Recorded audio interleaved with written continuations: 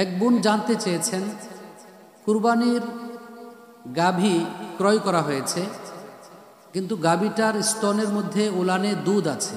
এখন দুধের মাসআলা কি হবে? দুধ কি আমরা ক্রয় করার পরে সেই দুধ দহন করে ভক্ষণ করতে পারবো, পান করতে পারবো? না, কুরবানির জন্য যে পশু নির্ধারণ হয়ে যায় সেই পশু থেকে কোনো রকমের উপকার গ্রহণ করা, এটা কোনোভাবেই বৈধতা শরীয়তের মধ্যে নাই। সেটা হোক হাল চাষের মাধ্যমে, গাড়ি চালানোর মাধ্যমে বা উলান থেকে দুধ দোহনের মাধ্যমে উপকার গ্রহণ করা যাবে না। তবে দুধ দোহন না করলে সেই গাভীর কষ্ট হবে, সে গরুর কষ্ট হবে, সে কারণে দুধ দহন করতে হবে। দহন করে সেই দুধ সদকা করে দিতে হবে। আর দুধ যদি বিক্রি করে দেওয়া হয়, বিক্রি করার পরে পূর্ণ টাকাটাই সদকা করে দিতে হবে।